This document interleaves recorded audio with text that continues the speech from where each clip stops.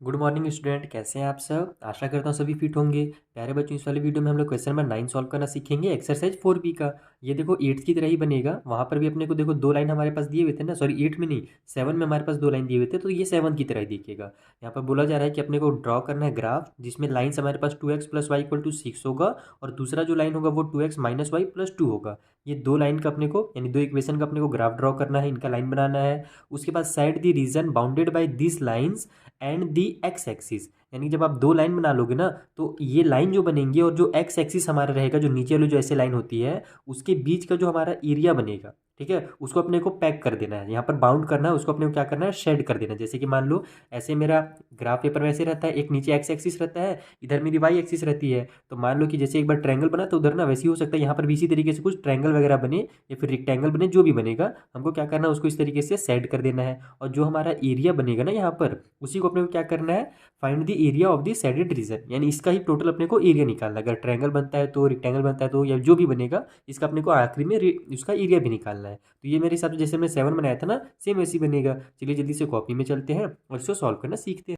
देखो ये हमको पहला इक्वेशन दिया हुआ है 2x + y = 6। यहाँ से अपने को x और y के कुछ ऑर्डिनेट्स पता करने पड़ेंगे, ताकि हम लोग वहाँ पर जब पुट करें, यानी कि जब हम लोग ग्राफ बनाए, तो वहाँ पर अपने को पॉइंट्स मिल सके। तो चलिए जल्दी से यहाँ पर x और y के कुछ पॉइंट निकाल करके देखते हैं कितना आ सकता है। तो सबसे पहले तो यहाँ पर हमारा इक्वेशन है, इसको थोड़ा मैं शॉर्ट कर देता हूँ, इसको मैं इधर ट्रांसफर कर दूंगा। तो ये हो जाएगा मेरा y = 6 माइनस में 2x, क्योंकि इधर ये प्लस में 2x था, इधर आकर के माइनस का 2x बन जाएगा। अब अपने को ये देखना है कि x की वैल्यू हम कितना रखें, ताकि y का वैल्यू जो है ना वो होल नंबर है, फ्रैक्शन वगैरह ना आए। तो मान लो मैं जीरो से स्टार्ट करता हूँ, कि अगर x का वैल्यू मैं जीरो रखूंगा, तो 2 0 से 0 हो जाएगा मेरा, फिर 6 में से 0 माइनस होगा, तो मेरा 6 ही रहेगा आंसर। तो जब हम लोग x का वैल्यू जीरो रखे, तो y का वैल्यू 6 आ गया। इसका मतलब हम लोग जीरो रख सकते हैं, क्योंकि y का वैल्यू अगर 6 है तो उससे कोई दिक्कत नहीं। हाँ, अगर फ्रैक्शन में आ जाता, जैसे 3/2 आ जाता, 3/2 यानी कि 1/2 आ जाता, इस तरीके से अगर फ्रैक्शन में आ जाता, तब फिर वो दिक्कत है, क्योंकि उसको फिर ग्राफ पेपर में अपने को खोजने में बहुत टाइम लग जाएगा। इसलिए कोशिश कीजिए कि होल नंबर में हम लोग का आंसर निकले। तो यहाँ पर आप लिखोगे पुटिंग,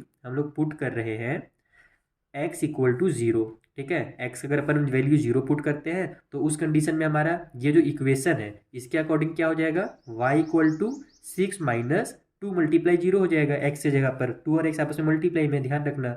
तो y = हो जाएगा हमारा 6 - 0, यानी कि y की वैल्यू यहाँ से 6 निकल गई।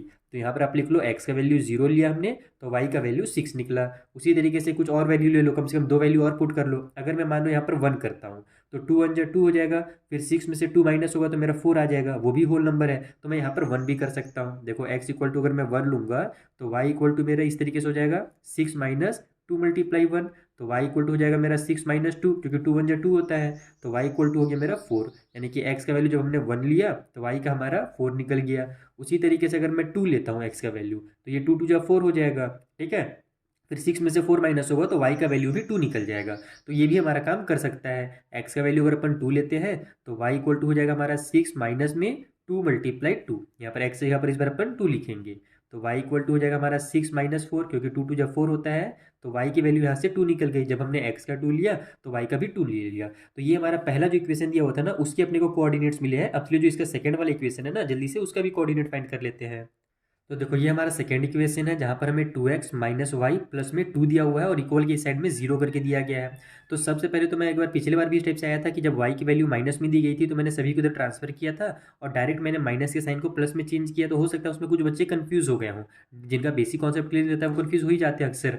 तो इस बार मैं क्या करता हूँ, इसको और ईजी कर देता हूँ। जैसे कि मान लो मेरे पास यहाँ पर ये -y है ना, इस -y को मैं इधर इधर ट्रांसफर कर दूँ, तो ये क्या बन जाएगा, मेरा +y बन जाएगा। और अपने को +y की वैल्यू जानना है ना, तो इधर मेरे पास देखो 2x प्लस में 2 बच जाएगा, इक्वल के उस साइड में जाकर के ये +y बन गया। तो 2x + 2 = y लिखो, या फिर इसको डायरेक्ट आप ऐसे भी लिख सकते हो, y = 2x प्लस में 2। जब हम लोग पूरा पूरा उठा करके एक साइड से दूसरे साइड ले जाते हैं ना, तो उसमें कोई भी साइन चेंज नहीं करना है आपको। अगर एक एक डिजिट आप ले जा रहे हो, तब फिर ठीक है, साइन चेंज करना पड़ेगा। लेकिन राइट वाले को अगर आप पूरा लेफ्ट में लिख रहे हो, लेफ्ट वाले को पूरा राइट में लिख रहे हो, तो कोई भी साइन वगैरह चेंज मत करना। ये सब बेसिक चीज़ें हैं, इसमें ज़्यादा वैसे डिटेल में नहीं बताना चाहिए आपको, क्लास 9th के स्टूडेंट हो, फिर मैं बता दे रहा हूँ कि अब ये हमारा y = 2x + 2 हो जाएगा कुछ इस तरीके से। अब हम लोग मान लो x का वैल्यू अगर 0 पुट करते हैं, तो ये क्या हो जाएगा, मेरा 2 0 से 0 हो जाएगा, और फिर 0 + 2 यानी कि 2 हो जाएगा y का वैल्यू। तो हम लोग 0 ले सकते हैं, देखो इस तरीके से। x = अगर अपन 0 लेंगे, देन हमारा y का वैल्यू यहाँ से कितना निकल जाएगा, y इक्वल टू हो जाएगा मेरा 2 मल्टीप्लाई जीरो प्लस में 2, यहाँ पर x की जगह पे हमने जीरो लिख दिया, तो y इक्वल टू हो जाएगा 2 जीरो से जीरो प्लस में 2, यानी कि y की वैल्यू निकल गई हमारी 2। तो x का वैल्यू जीरो रखा तो y का 2 निकल गया। उसी तरीके से और भी वैल्यूज फाइंड कर लीजिए जल्दी से। x अगर अपन वैल्यू कितना रखें 1 रखते हैं तो ये 2 1 2 हो जाएगा, फिर 2 और 2 मेरा 4 आ जाएगा आंसर, तो मैं 1 भी रख सकता हूँ इस तरीके से। y इक्वल टू हो जाएगा मेरा 2 मल्टीप्लाई 1 प्लस में 2, तो y की वैल्यू निकल जाएगी यहाँ से 2 1 2 प्लस में 2 यानी कि 4। तो ये मेरा x का वैल्यू जब हमने 1 रखा तो y का 4 निकल गया। चलिए एक और लास्ट निकाल लेते हैं। अगर मैं यहाँ पर 2 लिखता हूँ x की जगह पर तो ये 2 2 जब 4 हो जाएगा और 4 और 2 6 हो जाएगा, यानी कि वो भी तो मेरा होल नंबर है ना, फ्रैक्शन तो है नहीं। तो जल्दी से अपन 2 भी ले लेते हैं। x इक्वल टू अगर 2 ले रहा हूँ मैं तो y equal to 2 multiply 2 plus में 2 हो रहा है, ये हो जाएगा मेरा 4 प्लस 2, यानी कि y की जो वैल्यू निकल गई वो 6 निकल गई। जब हमने x का वैल्यू 2 लिया तो y हमारा 6 आ गया। तो इस तरीके से अपने कोऑर्डिनेट्स मिल गए हैं दोनों इक्वेशन के, यहाँ पर ये हमारा मिल गया और यहाँ पर ये आ गया। चलिए अब जल्दी से ग्राफ पेपर में जब मैं ग्राफ बना लेता हूँ और उसमें फिर हम लोग ये पॉइंट्स को डिनोट करके देखते हैं कि वहाँ पर किस टाइप का शेप बन रहा है जिसको अपने को सेट करना है। तो देखो आपको भी कुछ इस तरीके से सबसे पहले तो ग्राफ ड्रॉ कर लेना है, जिसमें हमारा एक एक्स एक्सिस होगा और एक हमारा वाई एक्सिस होगा। इधर हमारा एक्स होता है, इसको एक्स डैश बोलते हैं, ये हमारी प्लस वाली लाइन होती है, इधर माइनस वाली। ये सब चीज़ें मैंने आपको बेसिक है, ये पहला वाला जो हमारा वीडियो था ना इस एक्सरसाइज का 4B का क्वेश्चन नंबर 1 का, उसमें मैंने आपको सिखा दिया है। बाकी रहा सवाल ये कि सर इधर आपने छोटा और छोटा क्यों बनाया है, इधर बड़ा बड़ा क्यों बनाया है, तो साफ साफ देखो अगर आप यहाँ पर ऑर्डिनेट्स को देखोगे ना तो क्लियरली दिखेगा कि ये हमारा सभी पॉजिटिव में है, ठीक है, कोई भी निगेटिव है नहीं। तो हम लोग फालतू में निगेटिव बना करके नीचे में पेज वेस्ट नहीं करेंगे और ना ही इधर पेज वेस्ट करेंगे, है ना, और टाइम भी वेस्ट होता है उससे। हमारा केवल जो आंसर आएगा वो प्लस प्लस में ही आएगा क्योंकि दोनों प्लस वाले हैं। दूसरी चीज़ की ज़्यादा बड़ा ही बनाने की जरूरत नहीं है क्योंकि मैक्सिमम हमारा जो गया है बड़ा नंबर वो 6 तक गया है, तो मैंने इधर भी 6 7 ले लिया है और ऊपर भी 6 तक ले लिया है, तो इससे ज़्यादा बड़ा बनाने की जरूरत नहीं है। तो चलिए सबसे पहले तो अपन जो पहला वाला हमारा इक्वेशन दिया हुआ था ना इसका ग्राफ ड्रॉ करते हैं, जहाँ पर पहला हमारे पास 0 था तो y का 6 आया था, तो x का 0 और y का 6 लेना है ना। तो देखो x का 0 तो यहीं पर आएगा, ये जो पॉइंट होता है मेरा ये y का भी 0 होता है और x का भी 0 होता है। अब अपने को ना ही इधर जाना है और ना ही इधर जाना है क्योंकि x का हमारा 0 है, y का कितना है, y का 6 है, तो सीधा हम लोग ऊपर जाएंगे और ये वाली जो मेरी पॉइंट होगी ये वाली पॉइंट, ठीक है, ये मेरा हो जाएगा 0 और 6। तो यहाँ पर मैं लिख देता हूँ इस पॉइंट को कि ये मेरा 0 और 6 है पहला वाला, ठीक है, ये वाला पॉइंट।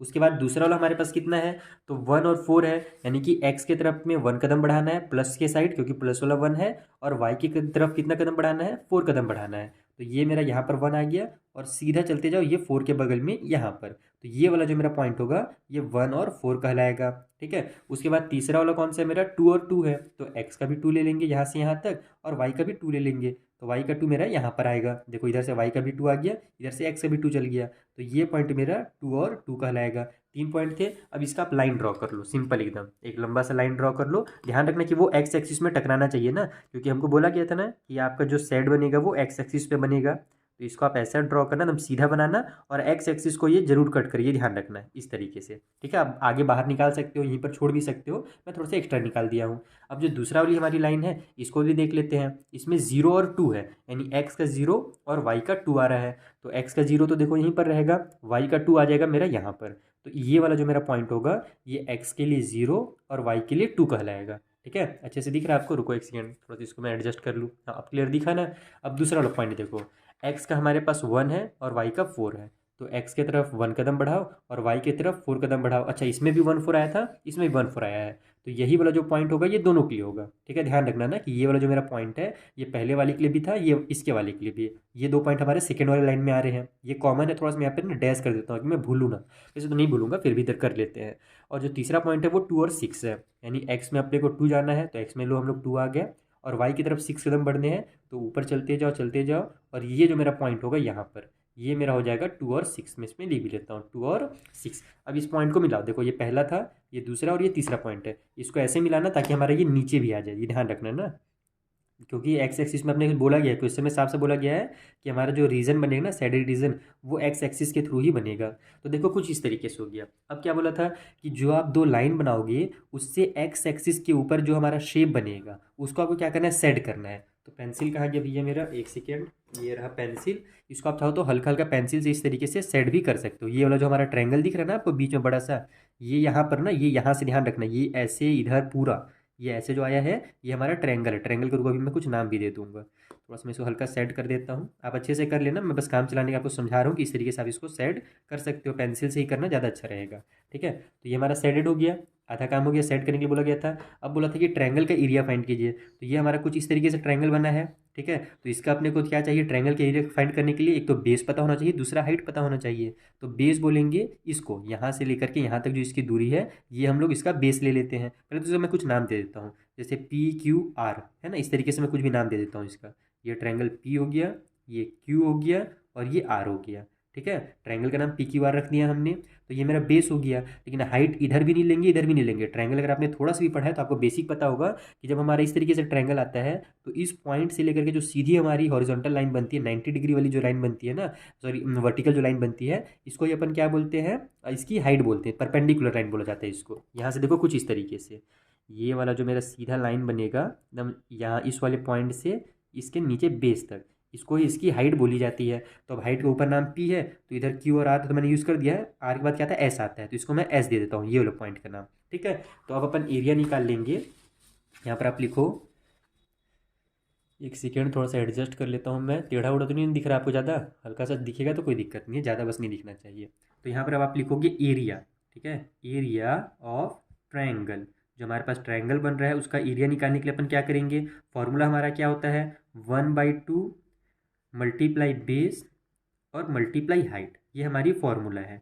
ठीक है, तो हमारे पास जो बेस है वो क्या है, यहाँ पर आप लिखो बेस, और बेस को हमने क्या माना था, यहाँ पर से बेस का नाम हमने क्यू और आर रखा था। बेस की जो लेंथ है वो कितनी है, तो देखो यहाँ से यहाँ तक 1 हो गया, फिर यहाँ से यहाँ तक 1 2 मिल गया, फिर ये 3, और यहाँ से यहाँ तक 4, यानी इधर 3 यूनिट है और इधर 1 यूनिट है, 3 और 1 मिला करके 4 हो गए। तो जो बेस है हमारा ना, जिसका नाम हमने क्या दिया है, क्यू और आर लिखा है, तो यहाँ पर आप लिख भी सकते हो कि बेस को हमने क्यू आर माना है, यानी क्यू आर को हमने बेस माना है। इसको लिखने से फायदा ये कि जब आपके टीचर चेक करेंगे ना, तो उनको आसानी होगा चेक करने में कि अच्छा बच्चे ने यहाँ पर जो बेस है उसका नाम क्यू आर दे दिया है, चलो अच्छी बात है, उसे समझ में आ रहा है। तो क्यू आर कितना था हमारा, 4 था, तो 4 यूनिट्स, क्योंकि वहाँ पर अपने को अभी पता तो है नहीं कि वो सेंटीमीटर में, मीटर में, क्या में, कुछ क्लियर नहीं है, तो हम लोग यहाँ पर यूनिट लिखते हैं। ठीक है, जब कुछ नहीं दिया हो तो। उसी तरीके से जो हमारी हाइट है उसको अपन ने क्या माना है, तो हाइट का अपन ने नाम दिया है पी और एस। ठीक है, यहाँ से पी, यहाँ से एस।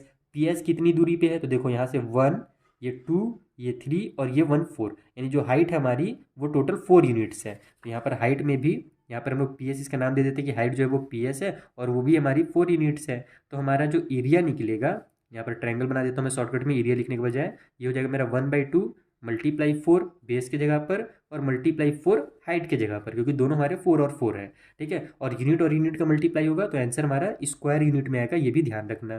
ठीक है, जैसे सेंटीमीटर का स्क्वायर आता है ना, वैसे यहाँ पर भी स्क्वायर यूनिट जरूर लिखना। तो ये मेरा 2 1 जा 2, 2 2 जा 4 हो गया, नीचे साफ हो गया, ऊपर 4 2 जा 8 हो जाएगा, यानी 4 स्क्वायर यूनिट जो है वो हमारा इसका फाइनल आंसर हो जाएगा। इस वाले जो हमारे पास साइडेड रीजन है ना, इसका एरिया हो जाएगा। तो आई होप आपको समझ में आ गया होगा कैसे सॉल्व करना है। अब मैं स्टेप बाय स्टेप एक बार फिर से रिवाइज करा देता हूँ। सबसे पहले जो आपको इक्वेशन दिए हुए हैं उसके आप कोऑर्डिनेट्स फाइंड करो, जो तरीका आपने पहले सीख रखा है, पहले क्वेश्चन नंबर 1 से लेकर के 8 तक ना, वैसे आपको सिंपली कोऑर्डिनेट्स फाइंड कर लेने हैं। उसके बाद फिर आपको उसका ग्राफ ड्रॉ करना है, दोनों लाइन ड्रॉ करने हैं। तो एक लाइन हमने इधर ड्रॉ किया, एक लाइन हमारा ऐसे आ गया, वो ऑटोमेटिक बनेगा। आपको एग्जाम में ये नहीं रट के नहीं जाना है कि हमारा ट्रायंगल ही बने, वो ऑटोमेटिक आपका ट्रायंगल ही बनेगा। चाहे पॉइंट्स को कुछ दूसरा भी निकाल दोगे ना तो भी आपका ट्रायंगल बनेगा, देख लेना। ठीक है, तो ट्रायंगल बन जाएगा। फिर हमसे बोला ही था कि जो भी हमारे लाइन बन रहे हैं उसको क्या करो, आप एक्स एक्सिस से जब मिलाओगे तो जो भी हमारा शेप बनेगा उसका आप क्या करो, एरिया निकालो। पहले तो सेट कर लो, तो हमने सेट कर लिया हल्का हल्का पेंसिल से, एंड देन देखा कि ट्रायंगल है, तो ट्रायंगल के एरिया का फॉर्मूला लगा करके हमने यहाँ पर एरिया निकाल दिया। तो इस तरीके से हमारा क्वेश्चन नंबर 9 होता है कंप्लीट। अब मिलते हैं हम लोग नेक्स्ट वाले वीडियो में, जहाँ पर जो आगे क्वेश्चन हैं उनको मैं आपको इसी तरीके से एकदम सिंपल मेथड में समझा दूंगा। Thank you for watching.